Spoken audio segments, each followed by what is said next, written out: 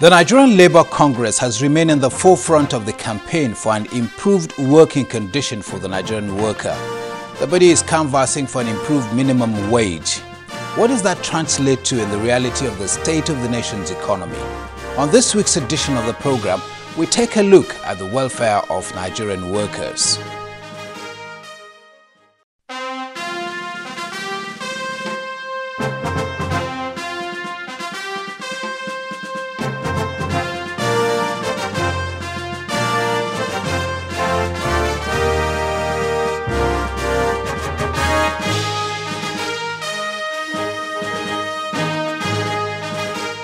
Hello there. Welcome to Dateline Abuja. I'm Ibrahim Adra. From the fate of workers in Kaduna to the national minimum wage, the Nigeria Labour Congress sure does have an axe to grind with government. I spoke with the president of the Nigeria Labour Congress on how the Labour Union is tackling some of these issues and much more. But first, what are the stories that made headline within the week in the nation's capital?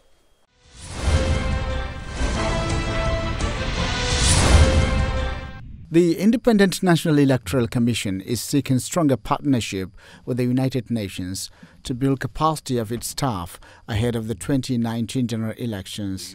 Speaking at a meeting with the UN delegation, the INEC chairman highlighted 6 critical areas where the Commission needs the intervention of the United Nations, including voters' education, electoral conflict resolutions, as well as capacity building of political parties. We wish to highlight the following areas of support.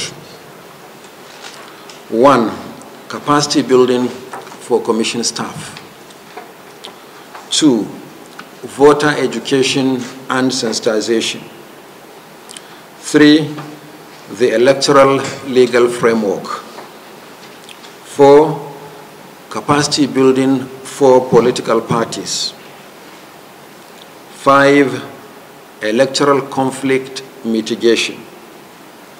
And 6, inclusiveness, particularly of women, youth, and persons with disabilities. The Federal Executive Council has been taking stock of the level of implementation of the approvals given to the Ministries of Health and Agriculture.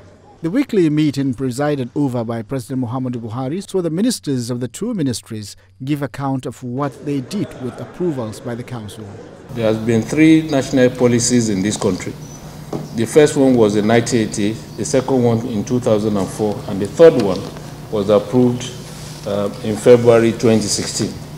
The national policy provides the appropriate framework for us to implement many of the activities that we have designed for the health sector. Between 2016 and now, had to do mainly with pest control, where during the harvest seasons we have attacks of quelea beds and locusts coming in from Niger Republic in the 11 frontline states. The federal government has responded to the critical letter written by former President Olusegun Obasanjo, who had accused President Muhammadu Buhari of performing below expectations, advising him against running in 2019. Addressing State House correspondents after the weekly Federal Executive Council meeting, Minister of Information Alhaji Lai Mohammed disagreed with Obasanjo on the achievements of Buhari.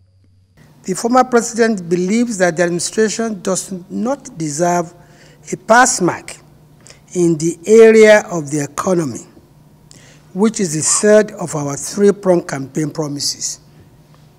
We have no doubt that in the face of massive challenges in this area, this administration has availed itself very creditably. We believe that Obasanjo, because of his very busy schedule, not have been fully availed of developments in the government's effort to revamp the economy, which was battered by the consequences of overdependence on a single commodity, as well as unprecedented pillaging of the treasury.